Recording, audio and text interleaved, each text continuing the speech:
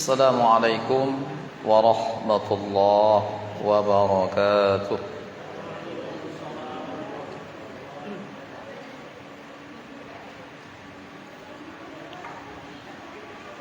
Bismillahirrahmanirrahim. Alhamdulillahi rabbil alamin. Hamdan naimin, hamdal syakirin, hamdal zakirin, hamdal anbiya wal mursalin wal malaikatil muqarrabin. Wabillahi nasta'in ala umurid dunya waddin. Wa afdalus salati wa atamu taslim ala sayyidil awwalin wal akhirin, sayyidil khalqi ajma'in, sayyidina wa habibina wa syafi'ina wa maulana Muhammadin wa ala alihi wa sahbihi ajma'in wa ba'd.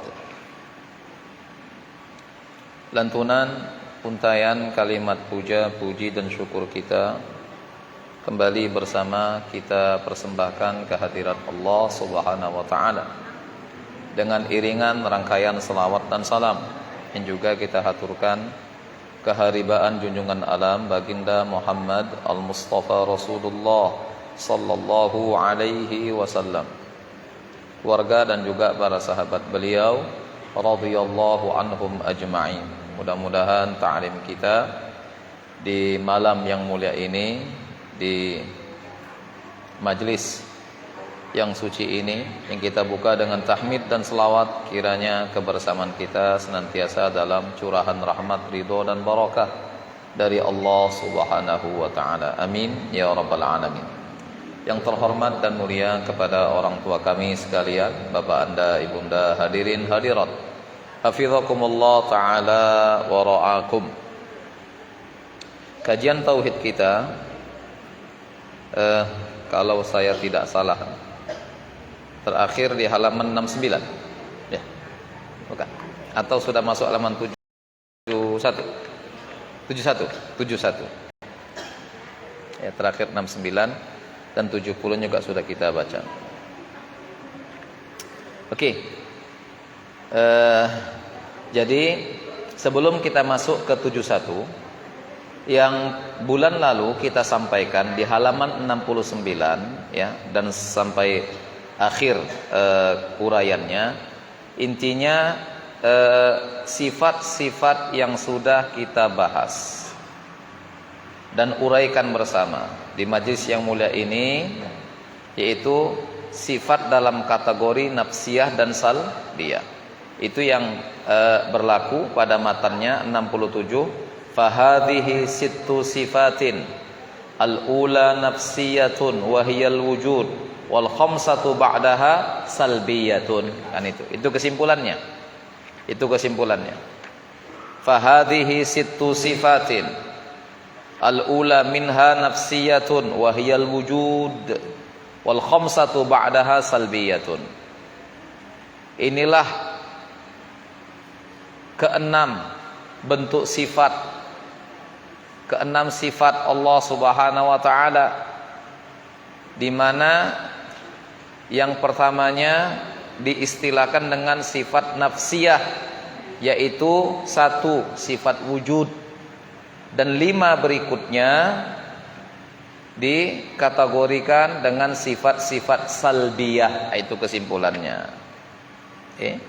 Jadi alhamdulillah kita sudah menjelaskan ya, menguraikan dan mengkaji bersama di majlis ini tentang 6 sifat Allah Subhanahu wa taala. Nafsiyahnya yang cuma 1, yaitu wujud, dan salbiyahnya yang jumlahnya 5. Qidam, baqa, mukhalafatuhu lil hawadits, qiyamuhu binafsih, dan al-wahdaniyah. Oke. Itu yang sudah kita uraikan ya, jelaskan dan uraikan bersama. Nah, sekarang kita masuk halaman 71. Thumma, katanya, thumma yajibu lahu ta'ala sab'u sifatin tusamma sifatil ma'ani. Itu matannya. Itu matan Ummul Barahin atau disebut dengan As-Sughra. Ini yang di bawah syarahannya. thumma yajibu lahu ta'ala sab'u sifatin tusamma sifatil ma'ani. Berikutnya, kemudian wajib juga bagi Allah Ta'ala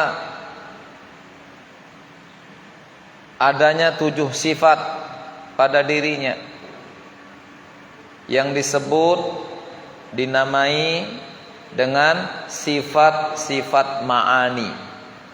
Ini. Jadi nafsiyah, salbiyah sudah selesai.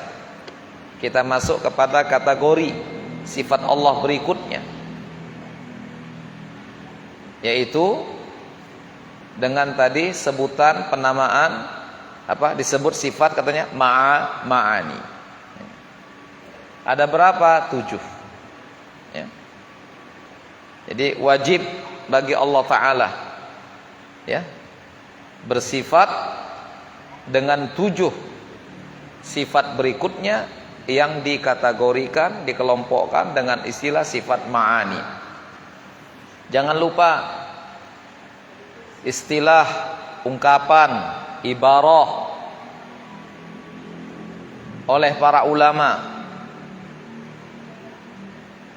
ketika mengatakan sifat yang wajib bagi Allah Ta'ala, seperti di terjemahan kita ini, kemudian wajib bagi Allah Ta'ala. Jangan lupa maksud ungkapan kata-kata wajib bagi Allah Ta'ala. Nah, Allah wajib bersifat qidam, Allah wajib, itu sifat-sifat yang wajib. Itu istilah kata-kata wajib, ungkapan kata-kata wajib bagi Allah, itu maksudnya sifat yang pasti bagi Allah Ta'ala. Itu maksudnya. Itu maksud ungkapan kata-kata wajib di sini. Sifat yang pasti bagi Allah Ta'ala. Itu. Yang mustahil kalau sifat itu tidak ada bagi Allah Ta'ala. Itu maksud sifat yang wajib. Pasti, mesti bagi Allah Ta'ala sifat-sifat tersebut. Jadi kalau Allah wajib bersifat wujud, wujud sifat yang wajib bagi Allah Ta'ala, itu maknanya Allah pasti bersifat wujud. Wujud merupakan sifat yang pasti dan mesti bagi Allah Ta'ala. Itu maksud kata-kata wajib. Itu istilah yang digunakan dengan kata wajib. Oke. Kita lihat bagaimana syarahan qudratihi. Fakulnya ada juga yang enggak pas ini. Fakullu sifatin maujudatin, bukan maujudatun. Oke, nanti kita lihat barisnya lagi. Muraduhum bi sifatil ma'ani. Maksud ya para ulama, kita lihat terjemahannya, dengan istilah ya, dengan sebutan ya, sifat-sifat ma'ani. Nah, itu dia tadi. Sebelumnya apa? Salbiyah dan nafsiyah. Nafsiyah, salbiyah sebelumnya. Sekarang kelompok kategori sifat-sifat ma'ani bagi Allah Ta'ala. Disyarahkan oleh Imam Sanusi ya, kata beliau, maksud ulama dengan istilah sifat-sifat ma'ani adalah, ini definisi atau keterangan maksud ya, definisi tentang sifat ma'ani ya. Sifat ma'ani adalah sifat-sifat yang mewujud, sifat-sifat yang wujud katanya, dengan mempertimbangkan dirinya sendiri. Nah, gini ajalah terjemahkan mungkin gampangnya. Sifat ma'ani as-sifatul lati hiya maujudatun fi nafsiha. Sifat ma'ani adalah sifat-sifat yang ianya benar-benar nyata adanya. Nah, itu aja terjemahkan. Sifat yang memang benar nyata adanya. Nah, kalau sulit-sulit menyebutkan dengan mempertimbangkan dirinya sendiri. Sifat yang nyata adanya. Sifat yang ia memang ada, nyata adanya. Nah, berbeda dengan sifat nafsiyah dan salbiyah sebelumnya. Sifat nafsiyah itu wujudnya tidak ada. Sifat salbiyah pun begitu juga. Wujud sifat-sifat salbiyah itu tidak ada. Sementara sifat ma'ani ini wujudnya itu nyata adanya. Itu dimaksud dengan as-sifatul lati hiya maujudatun fi nafsiha. Sifat yang memang nyata adanya. Nah, kalau nafsiyah, wujud nafsiyah itu enggak ada. Yang memang kebetulan yang kebetulan sifat nafsiyah itu memang wujud juga. Itu yang buat sebagian orang kadang bingung. Ini wujud-wujud yang mana lagi kan gitu. Nah, sifat nafsiyah itu wujud dan hakikat wujud-wujud itu enggak ada. Nah, salbiyah begitu juga. Wujud sifat-sifat salbiyah itu qidam, baqa, mukhalafah, wujud qidam, wujud baqa, wujud mukhalafah dil hawadis, wujud qiyam bi nafsihi, wujud wahdaniyah, itu enggak ada wujudnya. Hakikat wujud sifat-sifat itu tidak ada. Berbeda halnya dengan sifat ma'ani. Sifat ma'ani as-sifatul lati hiya maujudatun fi nafsiha. Sifat yang memang ianya ada. Sifat yang memang ia nyata adanya. Tidak sebagaimana sifat nafsiyah dan salbiyah yang hakikat wujud sifat-sifat itu gak ada. Nah itu. Mudah-mudahan bisa paham lah. Karena ini sudah kita singgung juga di pertemuan sebelumnya. Kan? Itu. Nah,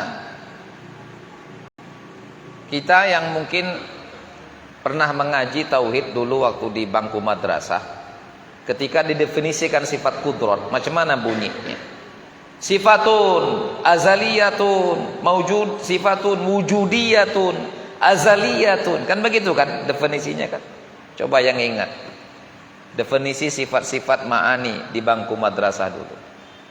Sifatun wujudiyatun azaliyatun qaimatun bidzatihi ta'ala ya ta'atta biha ijadu kullu mumkinin au i'damuhu. Itu definisi sifat kudrah di buku-buku madrasah dulu ya.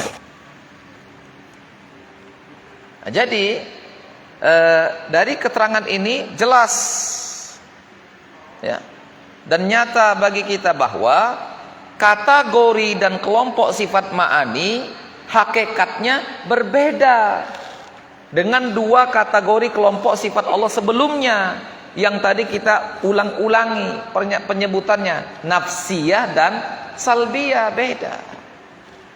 Nafsiyah itu wujudnya nggak ada, salbiyah pun begitu juga nggak ada wujudnya.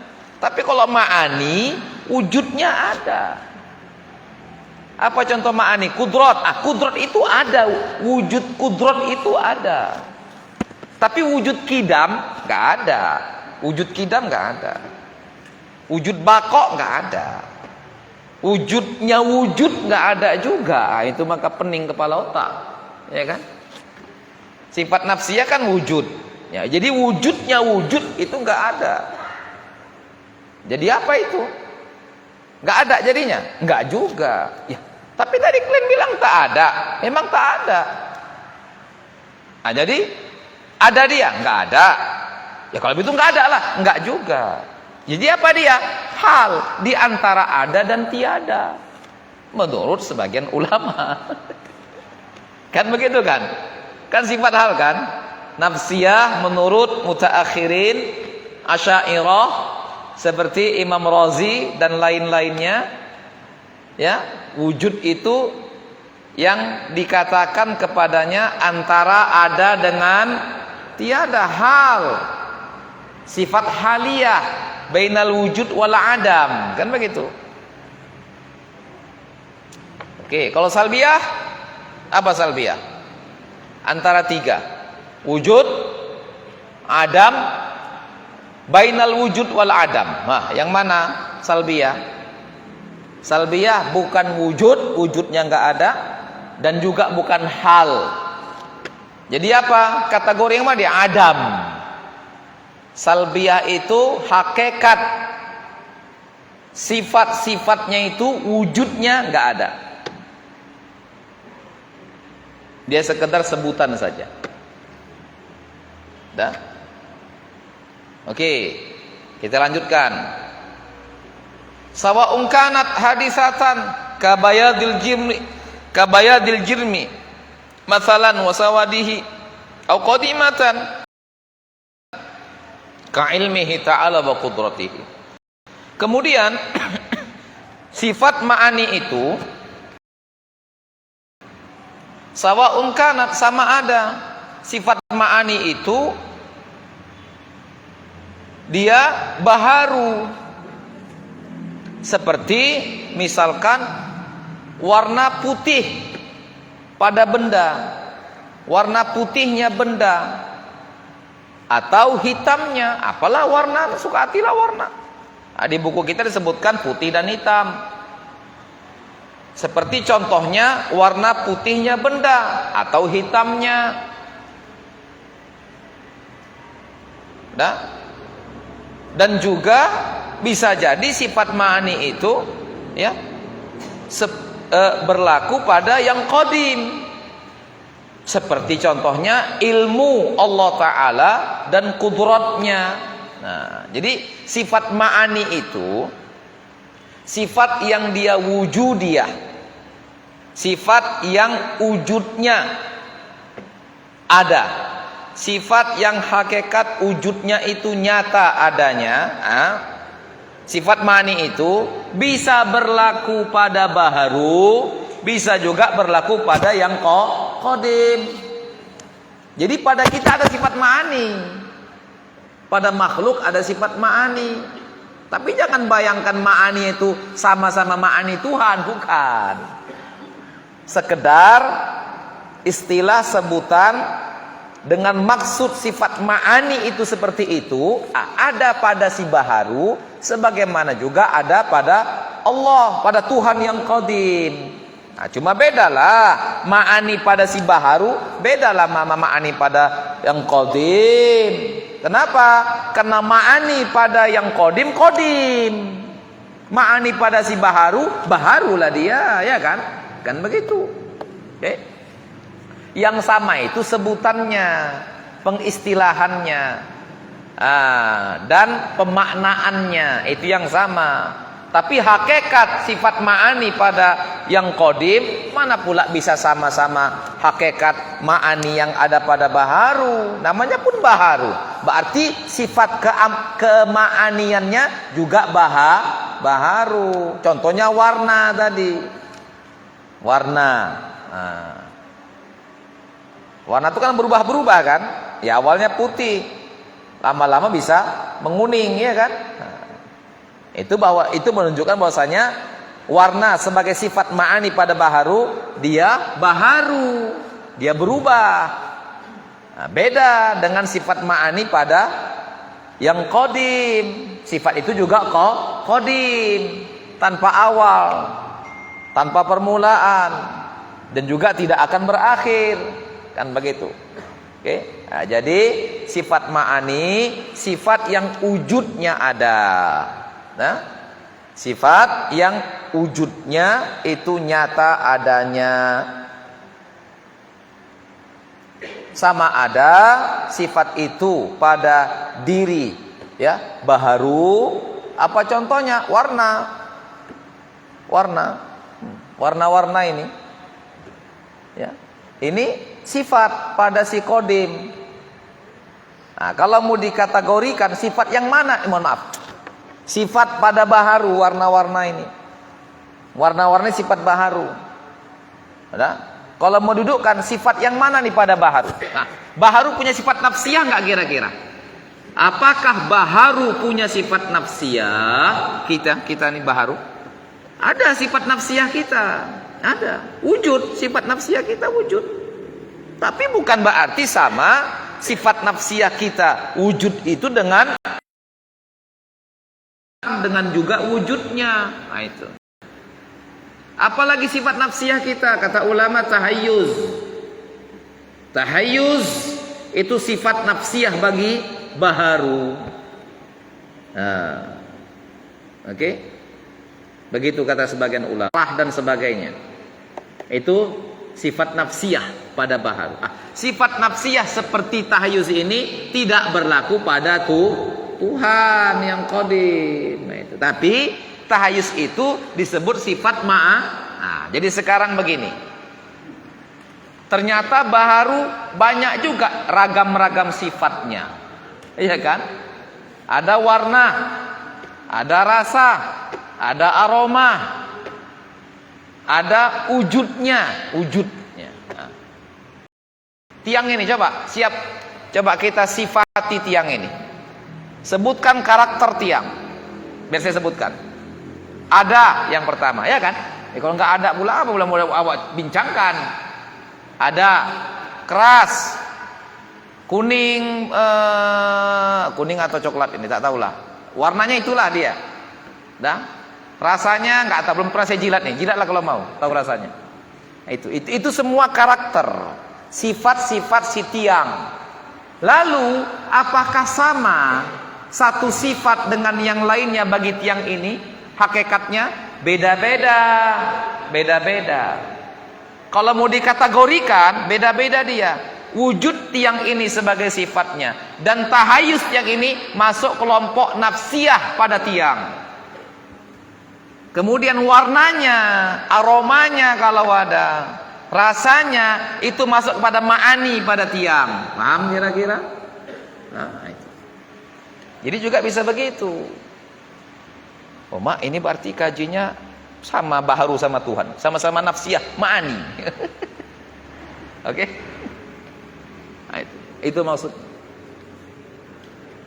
Jadi itu kenapa dikatakan tadi keterangannya di sini sifat ma'ani itu juga bisa berlaku pada baharu.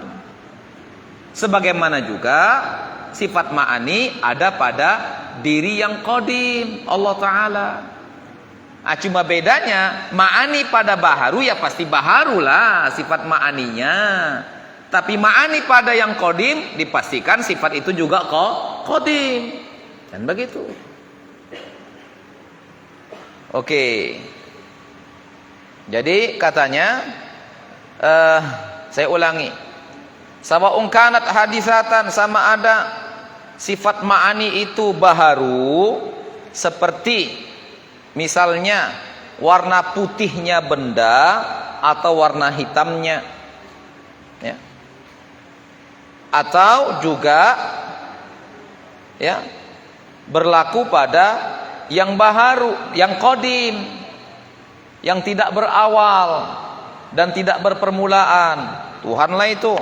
Seperti apa itu contohnya? Ma'ani pada qadim seperti ka'ilmihi ta'ala wa qudratihi, seperti sifat ilmu dan kudrat pada Allah Ta'ala, Tuhan sang pencipta. Nah, itu contoh ma'ani. Fa kullu sifatin maujudatin, saya rasa itu barisnya di sini maujudatun. Fa kullu sifatin maujudatin fi nafsiha fa innaha tusamma fil istilah sifatan ma'nan. Nah. Tiap-tiap sifat yang dia maujud, sifat yang ada. Nah. Wujud sifat itu ada. Wujud kudrat itu ada. Wujud iradat itu ada. Wujud apalagi hayat itu ada. Wujud ilmu itu ada. Nah, wujudnya itu ada. Nah, fa kullu sifatin maujudatin fi nafsiha fa innaha, setiap sifat yang wujudnya itu ada, nah, fa innaha maka ia tusamma disebut, dinamakan fil istilah pada pengistilahannya, ya. Istilah artinya istilah kajian akidah, tauhid atau ilmu kalam disebut apa? Sifatan ma'nan, sifat ma'ani, sifat makna. Makna itu mufrad dari kata ma'ani. Nah, jadi kalau dia dinisbatkan mesti dijamakkan kata ulama. Menisbatkan kata ma'nan itu dia dijamakkan, ma'ani. Oke? Disebut dia sifat ma'ani.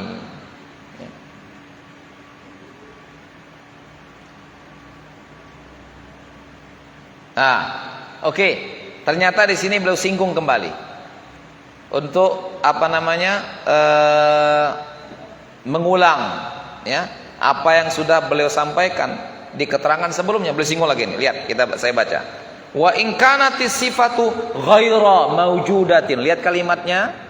Wa in kanas sifatu ya ghaira maujudatin fi nafsiha fa in kanat wajibatan lidzat madamatidzat ghaira mu'allalatin bi illatin summiyat sifatan nafsiyatan au halan nafsiyatan wa mithaluha at-tahayyuz lil jirmi. Ini dia yang saya bilang tadi. Wa kaunuhu qabilan lil a'radi mathalan. Wa in kanatis sifatu ghaira mawjudatin fi nafsiha illa annaha mu'allalatun bi illatin innama tajibu lidzati madamat illatuha qa'imatan bidzat summiyat sifatan ma'nawiyatan wa mithaluha kaunu dzat alimatan aw qadiratan mathalan. Itu perbandingannya. Perbandingan dari keterangan di atas paragraf yang pertama, ketika beliau menjelaskan ya, menguraikan dan mendefinisikan apa itu ma'ani. Beliau buat perbandingannya di bawah. Apa sifat ma'ani? Sifat yang wujudnya nyata adanya, itu sifat ma'ani. Sifat yang dia maujud, sifat yang wujudnya nyata adanya. Oke. Nah, lihat.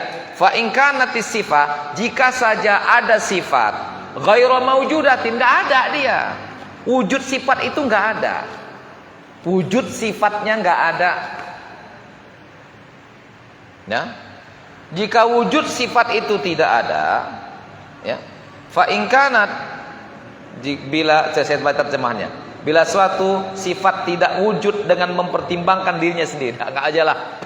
Jika sifat itu tidak ada wujudnya, nah, fa in kanat, nah, kenapa rupanya sifat yang wujudnya ini enggak ada? Ada dua sifat, ya, yang wujudnya itu tidak ada. Terkait dalam penguraian tentang sifat-sifat Allah Ta'ala dan juga mungkin sifat baru. Kita lihat, jika jaja sifat itu wujudnya tidak ada, fa in kanat, lalu seandainya atau jika ingkanat wajibatan, bila dia wajib bagi zat, wajib terhadap zat, pasti pada zat, selama zat tersebut ya, madamati zatu ghairu mu'allatin bi illatin, selama zat itu ada,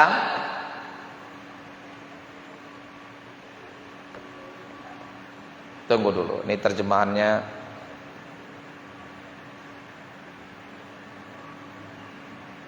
Enggak.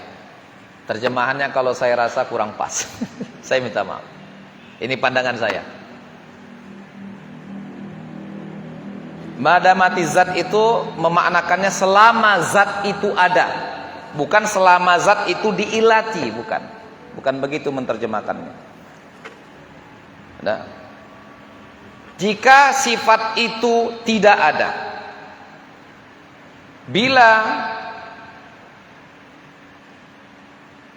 sifat itu pasti bagi zat, selama zat itu ada dan tidak diilati dengan ilat apapun, disebutlah dia sifat nafsiyah atau hal nafsiyah. Begitu saya rasa menerjemahkannya. Nah, jadi madamati zat di situ ghairu mu'allah itu bukan bukan khobar madama. Sepertinya penterjemah ingin menstatuskan ghairu mu'allalah sebagai khobar madama. Dia bukan khobar madama. Tapi ghairu mu'allalah itu lanjutan dari kata wajibatan lidzat. Masih dia sifat kepada wajibatan lidzat. Sehingga kalau diposisikan, saya minta maaf ini, Bapak Ibu minta maaf karena ini kita bicara terjemah, jadi harus mendudukkan posisi kata pada kalimat. Jadi mau nggak mau kita harus uraikan sebagaimana keterangan dalam ilmu nahwu dan shorof, ilmu qawaid. Nah, status kata dalam kalimat itu ilmu nahwu, nah, i'rab namanya. Ghairu mu'allalah di sini bukan khobar madama, bukan. Bagi saya begitu memahaminya. Bukan khobar madama, tapi dia sifat naat, masih wajibatan. Masih naat kepada wajibatan. Sehingga penterjemahannya yang saya i'rabkan, ya, posisikan masing-masing kata pada ibarah dan kalimat ini, ya. Terjemahannya bila sifat itu pasti, itu arti wajib, mesti pada zat, bagi zat, selama zat itu ada. Jadi sifat itu pasti melekat pada zat, artinya pasti berlaku pada zat, pasti bagi zat, selama zat itu ada. Jadi selama zat ada, pasti sifat itu ada pada zat. Kalau zat nggak ada, nggak akan ada lagi sifat itu. Zatnya pun nggak ada, macam mana ada sifatnya? Iya kan? Sedangkan sifat itu adalah sesuatu yang berdiri pada zat, kan begitu? Mana mungkin sifat bisa ada tanpa ada zat? Mana mungkin? Mustahil. Sifat tidak bisa berdiri sendiri. Oke. Jadi makna madamati zat, selama zat itu ada, bukan selama zat itu diilati. Sehingga mu'allalah dijadikan khobar madama. Mu'allalah bukan khobar madama, tapi dia sifat kepada wajibatan, masih naat kepada wajibatan. Atau juga bisa jadi khobar kanat yang kedua. Khobar kanat yang kedua. Oke, terserahlah. Yang penting pemahamannya, selama sifat itu pasti, mesti bagi zat, selama zatnya ada dan dia tidak diilati dengan apapun, nah, disebutlah sifat itu sifat nafsiyah atau hal nafsiyah. Itu. Begitu saya rasa terjemahannya, ya, yang pas dengan ibarah. Saya mohon maaf ini, la'alla shawab lah bagi saya. La'alla shawab begitu terjemahannya, bukan terjemahan di kitab. Ya, minta maaf ini. Minta maaf juga sama muallif ini, ya.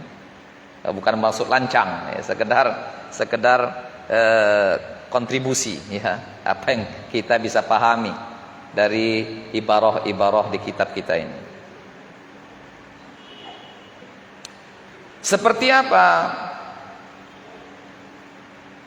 Wa mithaluha, dan contohnya sifat apa? Sifat nafsiyah. Wa mithaluha itu contoh sifat nafsiyah. Apa sifat nafsiyah? Mohon maaf. Dan contohnya wa mithaluha itu sifatan nafsiyatan, itu kembali hanya itu kepada sifatan nafsiyatan atau hal nafsiyah. Contoh sifat nafsiyah atau hal nafsiyah. Contohnya tahayyuz bagi jirmi. Itu contohnya. Berposisinya satu benda, berposisinya benda, itu contoh sifat nafsiyah atau hal nafsiyah. Oke. Wa kaunuhu, dan keberadaan jirim itu menerima a'rad sebagai contoh yang lain.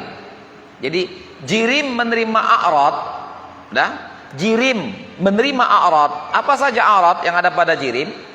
Itu juga disebut dia namanya sifat nafsiyah. Jirim menerima a'rad. Itu sifat nafsiyah. bukan a'radnya. Nah, ini lihat, bukan warna putihnya, bukan warna-warninya. Kalau warna-warninya itu sifat ma'ani pada jirim. Tadi dijelaskan di atas ya kan? Kalau warna-warninya itu sifat ma'ani pada jirim. Tapi jirim dapat menerima a'rad, bisanya jirim menerima a'rad, itu namanya nafsiyah. Nah, jirim dapat menerima a'rad padanya, itu disebut nafsiyah ya. Bukan a'radnya. Kalau a'radnya seperti warna itu bagi jirim masuk kategori sifat ma'aninya jirim. Warna dan warni pada jirim itu masuk kepada sifat ma'ani jirim. Nah, jadi apa yang dimaksud dengan katanya kok ini sifat nafsiyah? Maksudnya jirim dapat menerima a'rad, itu. Bisanya jirim menerima a'rad, itu maksudnya nafsiyah. Nah, oke. Kalaupun tak paham tak apa-apa. Memang ini jelimet memang. Buat apa namanya? Macam kesemutan kepala otak itu. Nah, enggak apa-apa lah. Ya, ini kita udah masuk memang kepada yang agak jelimet-jelimetnya nih. Nah, tapi enggak apa. Kita baca terus, nanti saya akan uraikan kembali. Pokoknya jam 9 selesai kita. Wa in kanati sifatu ghairu maujudatin, jika saja sifat itu juga tidak ada fi nafsiha, ya, tidak ada wujudnya. Udah, illa annaha, hanya saja, ya. Oke, kita baca, terima aja kita baca. Bila satu sifat tidak wujud dengan mempertimbangkan dirinya sendiri. Saya bingung baca itu. Jika wujud sifat itu tidak ada, nah, gitu aja. Nah, namun terilat dengan suatu ilat. Nah, dia terilat dengan satu ilat.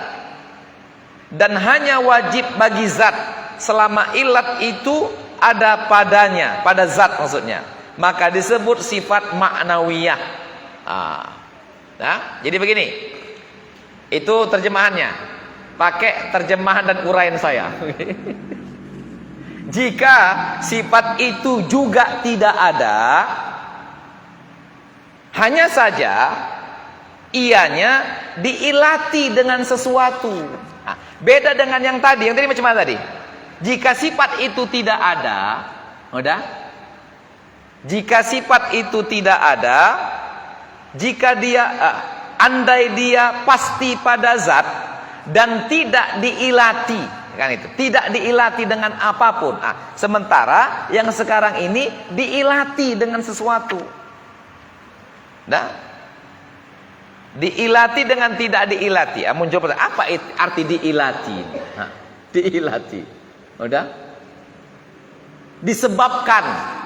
Nah, itu maknanya.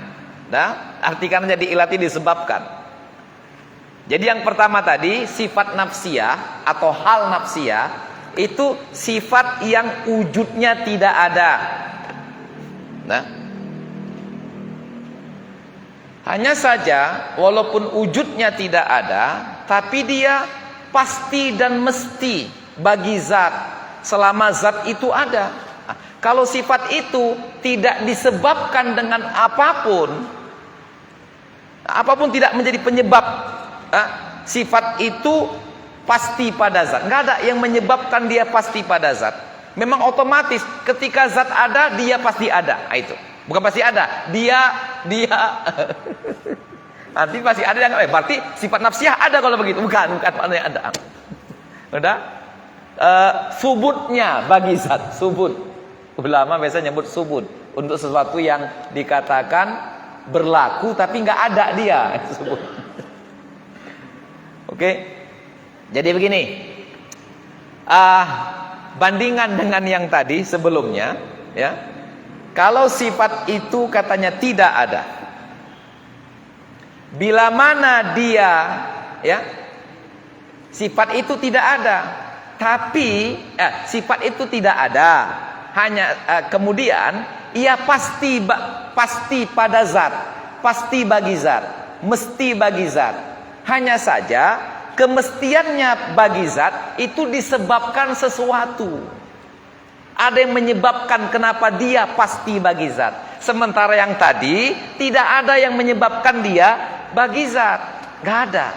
Sementara di sini ada yang menyebabkan dia pada zat atau bagi zat tadi. Nah. Kalau ada yang menyebabkan dia bagi zat, udah? Maka sifat itu disebut dengan sifat nafsiyah. Maaf, sifat ma'nawiyah. Sifat ma'nawiyah. Kenapa? Karena ma'anilah yang menjadi penyebab dan ilat kenapa dia pasti dan mesti bagi zat. Hah? Kira-kira Bapak Ibu, ini saya yang nyampaikannya, saya yang paham sendiri ini.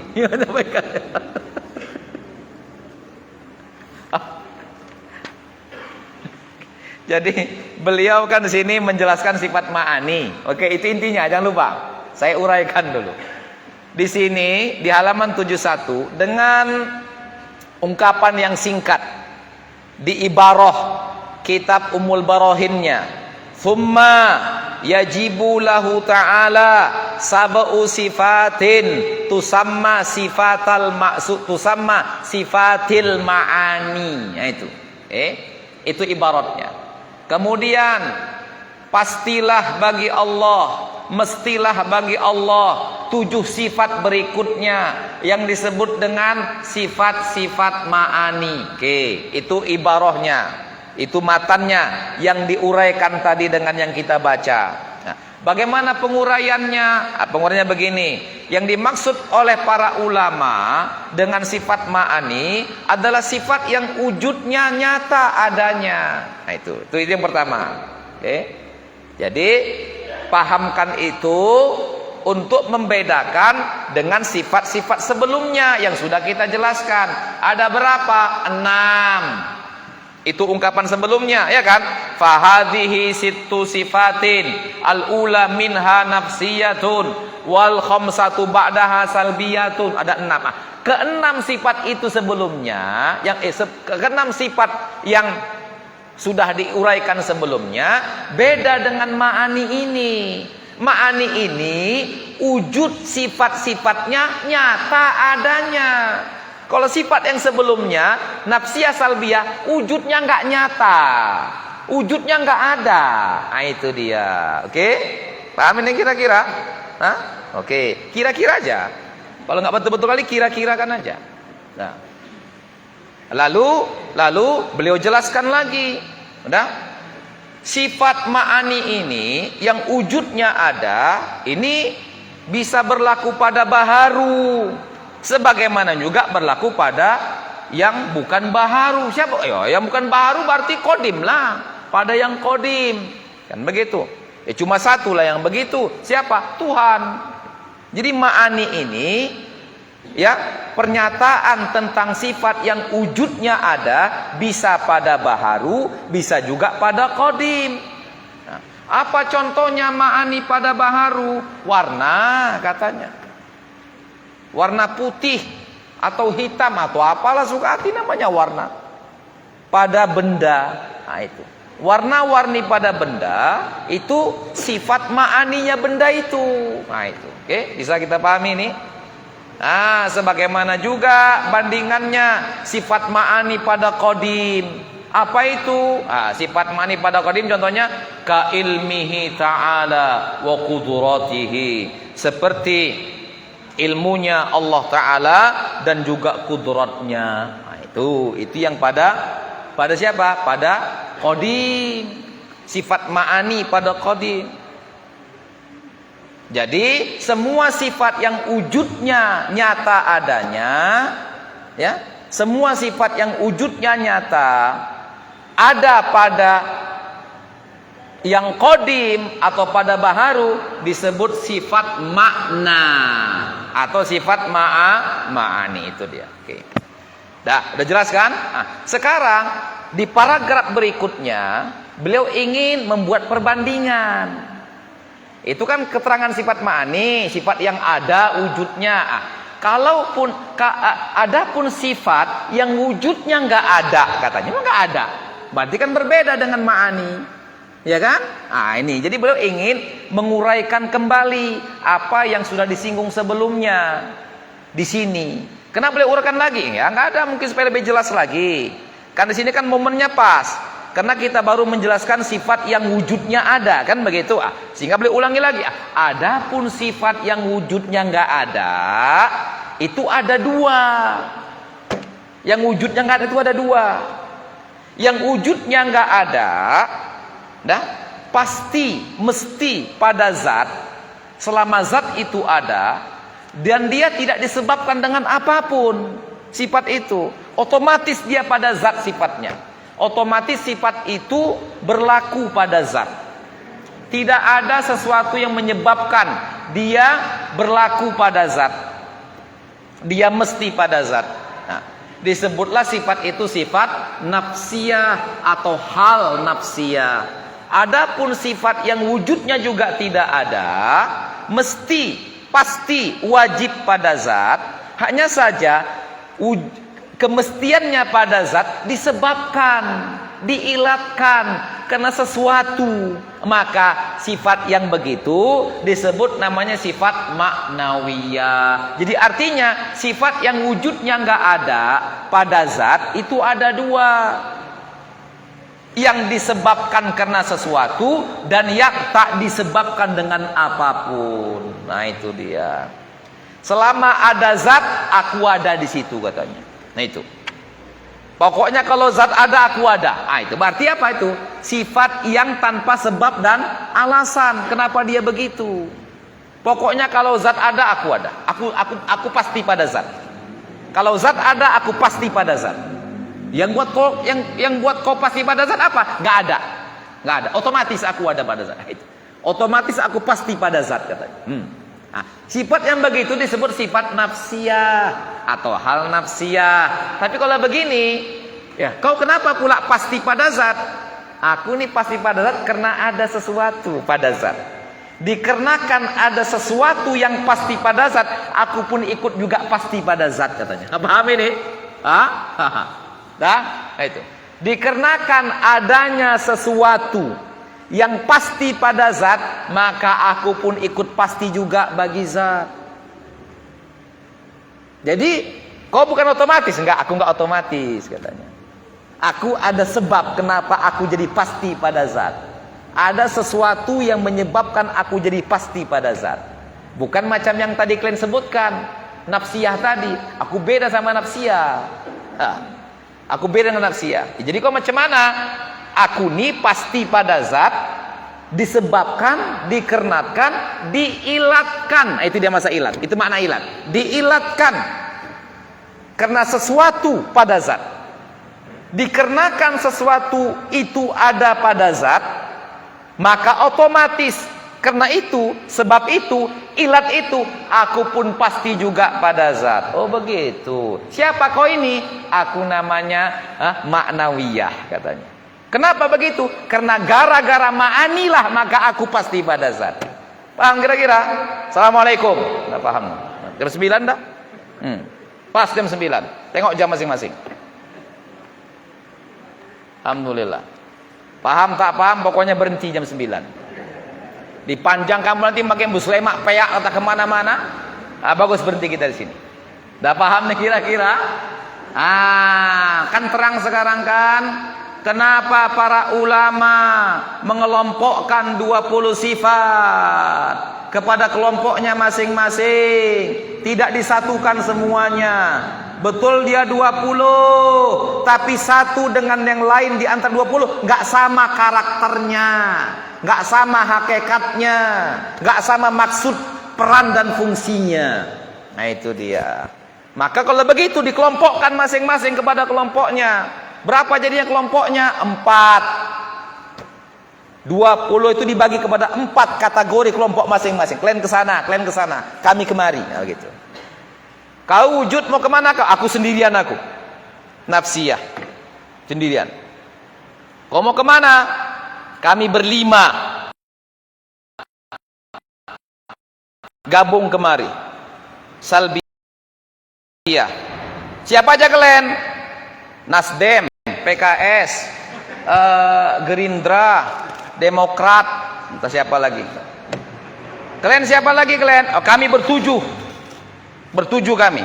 Kemana kalian? Kami kelompok sendiri. Kalian mana? Poros tengah. Siapa kalian? Kudrat, irodat, ilmu, hayat, sama, basor, kalam. Kami buat nama kelompok kami Ma'ani.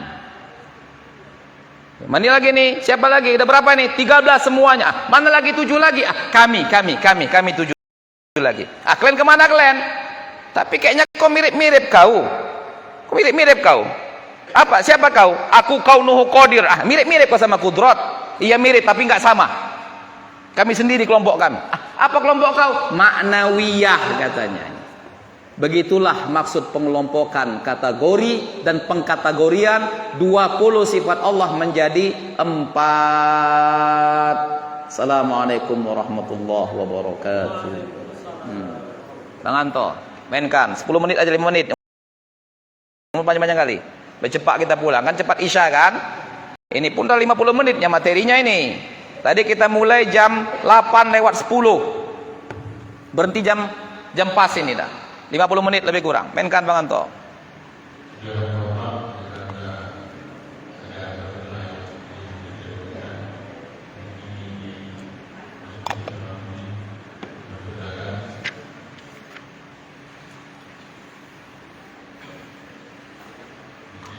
Saya suka gini Bang. Suka gini. Kenapa? Karena dengan menyampaikannya seperti ini, sehingga yang dengar pun bingung apa mau ditanya. Kenapa? Ya kan? Nggak tahu apa mau ditanya. Yang tadi itu macam mana? Aku pun tak tahu apa yang tadi itu. Inilah sedapnya ngaji tahu. Cepat pulangnya. Kalau fikih banyak kali pertanyaan, kesana kemari ya kan.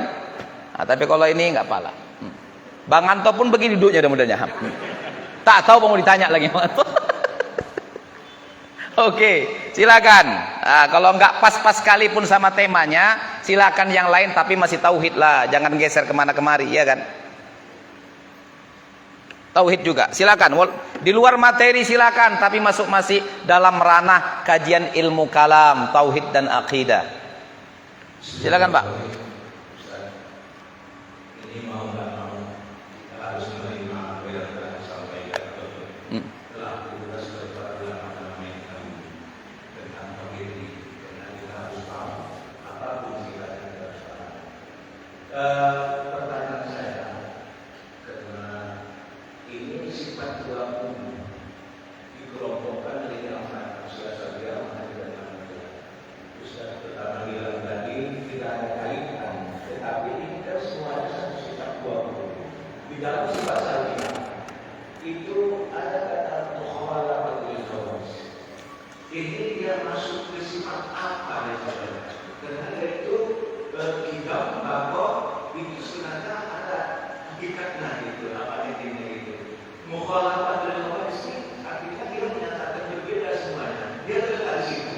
Dia tidak termasuk dari awal yang tertulis. Artinya kita bertanya dan para ulama seperti itu.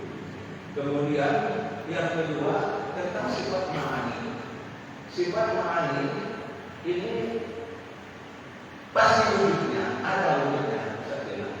Tetapi kalau saya ingin memahami, saya ingin dengan manusia mengatakan ada wujudnya itu bukan kembali kepada yang pada zat, artinya bukan zat yang dikembali dengan zatnya, tetapi Ustaz ingin saya memiliki untuk mengetahui adanya sifat ma'ani ini, ada kaitannya dengan alam ini, itu saya ingin tahu. Umpamanya tadi sifat ma'ani ini ilmu ayat sama kalau pertama tadi artinya keberadaan sifat itu ada wujudnya, berarti kan udah beda artinya. Kalau ada itu ada itu. Maksud saya adanya itu ya ada ilahnya tadi. Ilah artinya dikaitkan dengan alam. Artinya adanya sifat yang ada pada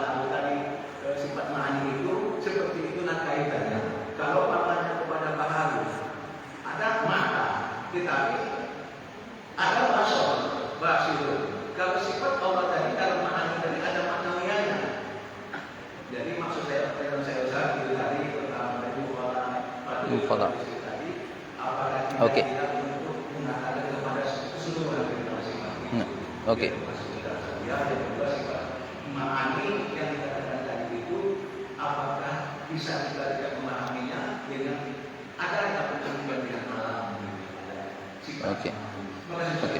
Sama-sama. Terima kasih Bapak Anda. Masya Allah.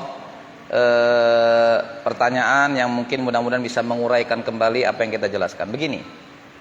Mukhalafah lil hawadits termasuk salah satu sifat yang 20 yang dikelompokkan kepada kategorinya salbiyah. Jadi sifat mukhalafah itu karakternya, ciri-cirinya, hakikatnya masuk kepada kelompok salbiyah. Apa salbiyah? Yang sudah kita sampaikan sebelumnya. Naf'iyah itu artinya secara bahasa. Salbiyatun naf'iyatun. Apa maknanya? Penafian, peniadaan. Itu artinya. Jadi apa maksud sifat salbiyah? Sesuai dengan istilahnya. Salbiyah, maksud dan istilahnya penafian, peniadaan. Artinya sifat-sifat yang fungsi dan perannya menafikan, meniadakan apa saja yang tidak pantas, layak terhadap Tuhan. Itu dia. Jadi qidam sebagai contoh sifat nafsi, sifat salbiyah yang pertama. Qidam. Apa arti qidam? Apa arti qidam? Nah, masih ingat arti qidam? Maksud qidam? Tidak ada awal permulaannya. Artinya qidam berperan berfungsi menafikan, meniadakan awal permulaan adanya Tuhan. Itu. Apalagi contohnya baqa. Apa arti baqa? Oh, kalau terjemah kata kekal, abadi. Tapi apa maksud baqa? Tidak berakhir. Artinya baqa sebagai sifat dengan peran dan fungsi, maksud dan tujuan, dia menafikan, meniadakan keberakhiran dan berkesudahan wujud Tuhan. Baru masuk mukhalafah lil hawadits. Apa terjemahannya? Berbeda dengan semua yang ada berupa baharu. Jadi kalau begitu apa peran dan fungsinya? Sebagai sifat bagi Allah Subhanahu wa taala menafikan, meniadakan apa saja keserupaan dan kemiripan diri Tuhan dengan apa saja yang ada berupa baharu. Itu kenapa dia masuk salbiyah. Karena peran fungsinya itu menafikan, meniadakan persamaan. Udah? Tuhan dengan baharu. Itu kenapa disebut mukhalafah. Itu berbeda Tuhan dengan baharu. Itu dia. Jadi masuk salbiyah. Dia menafikan, meniadakan persamaan. Apalah kata-kata yang permisalan, perumpamaan, apalagi kata-kata padanan kata-kata sama, dinafikan, ditiadakan itu semua. Udah? Apa yang dinafikan, ditiadakan? Persamaan, perumpamaan, permisalan Tuhan dengan baharu. Jadi apa kata ulama tentang mukhalafah lil hawadits? Apa yang berlaku pada Tuhan tidak akan berlaku pada selain Tuhan. Dan apa yang berlaku pada selain Tuhan tidak akan berlaku pada Tuhan. Artinya apa? Dinafikan, ditiadakan persamaan di antara Tuhan dan bukan Tuhan. Berarti kan salbiyah kan? Nah, itu dia maksudnya.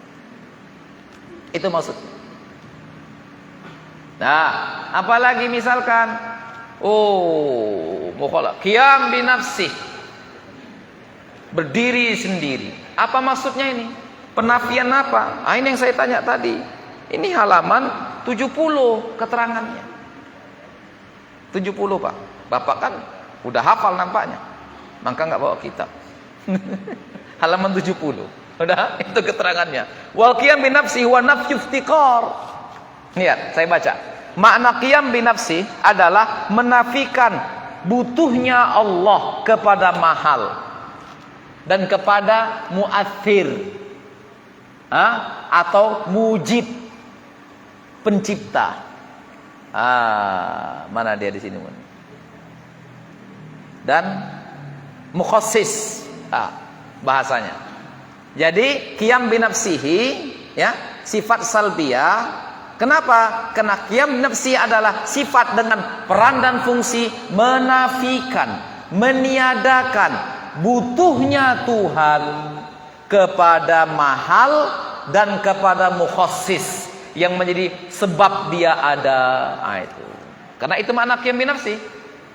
Berdiri sendirinya Tuhan itu dengan arti dia tidak butuh kepada mahal untuk dia ada, atau tempat untuk dia ada, atau zat untuk dia ada, dan dia tidak butuh kepada mukhassis yang menentukan dia bagaimana, ada atau tidak, kapan adanya, bagaimana kadar adanya, kapan adanya. Itu namanya mukhassis, itu peran taksis, sebagaimana yang berlaku pada sifat iradat, fungsi dan perannya. Nah, Tuhan gak butuh dengan itu. Istilah menyatakan dan istilah menyatakan dengan menafikan, meniadakan butuhnya Tuhan dengan itu semua disebutlah oleh ulama dengan istilah qiyam bin nafsi. Berarti qiyam bin nafsi punya peran dan fungsi adalah menafikan, meniadakan keberhajatan dan butuhnya Tuhan kepada apa saja yang bukan dirinya. Apakah kepada mahal atau kepada mukhassis yang menentukan bagaimana dirinya adanya. Nah, itu dia. Terakhir, wahdaniyah. Apa wahdaniyah artinya? Satu. Nah, jadi satu ini kenapa kok jadi salbiyah? Apa pula peran dan fungsinya? Apa kata ulama? Tuhan itu bersifat esa, maha satu, dengan maksud ketika dikelompokkan wahdaniyah dengan arti satu kepada kategori salbiyah dengan peran maksud menafikan, maksudnya wahdaniyah adalah sifat yang berperan berfungsi menafikan, meniadakan berbilangnya diri Tuhan, bahwa Tuhan itu zatnya tidak berbilang. Dinafikan berbilangnya zat Tuhan, ditiadakan berbilangnya sifat Tuhan, ditiadakan berbilangnya af'al Tuhan. Cuma sebutan untuk menafikan, meniadakan berbilangnya itu istilahnya wahdaniyah, keesahan diri Tuhan. Oke? Cocok, Pak? Oh, cocok, pulang kita udah. Cuma Bapak yang bertanya tadi soalnya, nggak ada lagi pertanyaan. Pulanglah, ngapain lagi sini? Selesai gitu. Oke? Alhamdulillah. Jelas kan? Jelas? Kalau nggak jelas, banyak-banyak berzikir malam nih, malam Jumat ini. Minta sama Tuhan, minta ilham sama Tuhan. Ya Allah, pahamkan kitab nih. Nah, kalau nggak juga tokok-tokok 7 kali. Ya, kalau nggak juga 777 kali. Insya Allah paham. Ya, sebenarnya sederhananya, nggak payah kali yang ngaji ini, nggak payah. Kalau kita senang dan tertarik untuk, ya apa bahasanya, untuk nyantailah menyimak, mendengar, mengikuti keterangan-keterangan. Oh, ini kaji akal ini semua, kan logika semuanya, ya kan? Kan logika semua tadi kan? Ini kan logika semua tadi. Sesuatu yang lumrah bagi logika dan nalar siapapun. Orang berakal sehat, ya begitulah memang adanya keterangan-keterangannya, ya kan? Memang itu pula ilmu kita ini. Dah lihat di yang saya sampaikan bulan lalu. Lihat apa yang pertama sekali diungkapkan oleh Imam Sanusi pembuka kitab Ummul Barahin ini setelah tahmid dan selawat kepada baginda Rasul. Apa kalimat pembuka buku ini, buku Ummul Barahin ini, jadi standar ilmu tauhid sifat 20 umumnya di Indonesia. Ini standarnya Ummul Barahin ini. Dah lihat apa kalimat pertama pembuka buku ini Ummul Barahin setelah alhamdulillah wassalatu wassalam ala rasulillah dan mukaddimahnya. Gak ada yang lain. Yang setahu saya dari buku-buku yang saya baca, inilah mukaddimah tersingkat sedunia. Cuma alhamdulillah wassalatu wassalam ala rasulillah. Udah itu aja mukaddimahnya. Kemudian masuk langsung ke bukunya. Apa yang pertama kali disebutkan di buku ini? I'lam annal hukmal aqliya yanhasiru fi thalathati aqsamin. Al-wujub wal istihala wal jawaz. Fa ammal wajibu ma la yatasawwar fil aqli adamuhu wal mustahilu ma la yatasawwar fil aqli wujuduhu wal jaizu ma la yatasawwar fil aqli wujuduhu wa adamuhu. Itu pertama sekali bukunya. Itu yang pertama kali disuguhkan dalam kitab ini. Apa itu? Ketahuilah bahwa hukum akal terbagi 3, katanya. Jadi memang ini dasar kajiannya. Pokoknya yang berakal bisa paham. Yang kita takutkan yang gak ada akalnya, gak paham-paham, sampai kiamat pun gak paham juga. Kaji sifat 20. Oke, ini kaji yang paling menarik sebenarnya. Kenapa? Karena menggelitik akal sehat kita. Nah, oke, inilah hakikat akal sehat. Bukan Rocky Gerung, ini akal sehat. Dah? Oke, insya Allah. Ya, gampang, jangan takut. Nah, paling enak ngaji tauhid. Kenapa? Mudah, gampang, dan sikit materinya. Kalau fikih, mumetlah kepala. Sholat aja berapa mau dibahas tentang fikih? Syarat-syarat sah sholat, udah berselemak-selemak kemana-mana fikihnya, ya kan? Kenapa? Syarat sah sholat adalah suci dari hadas dan najis. Dibahas lagi air, macam mana air begitu. Kan payah, ini kan singkat. Cuma menguraikan 50 butir akidah. Itu aja. Apalah payahnya, 50 poin cuma. Menguraikan 50 poin. Habis itu selesai dah. Khotaman, masak pulut kuning pakai ayam panggang. Apalah payahnya ngaji macam begini. Oke? Ini saja. Kita pulang ya. Oke, pas sudah. Jam 9.20, setengah 10. Insya Allah mudah-mudahan kita tetap semangat, tetap semangat, hadir aja lah. Paham tak paham hadir aja lah. Ya, pokoknya hadir. Ah, itu aja ya. Pokoknya hadir. Insya Allah nanti lama-lama paham. Kalaupun nanti sampai kiamat tak paham, insya Allah Allah mahamkan di surga nanti. Macam mana kajian ini? Nah, akhirul kalam kita tutup dengan doa. Alhamdulillah rabbil alamin wassalatu wassalamu ala asyrafil anbiya wal mursalin sayyidina Muhammadin wa ala alihi wa sahbihi ajma'in. Rabbana taqabbal minna innaka antas samiul alim wa tub alaina innaka antat tawwabur rahim. Rabbana atina min ladunka rahmatan wa hayyi lana min amrina rasyada. Rabbana atina fid dunya hasanah wa fil akhirati hasanah wa qina adzaban nar. Wa sallallahu ala sayyidina Muhammadin nabiyil ummi wa ala alihi wa sahbihi wa sallam. Bi fadli subhana rabbika rabbil izzati amma yasifun wa salamun alal mursalin walhamdulillahi rabbil alamin. Taqabbalallahu minkum.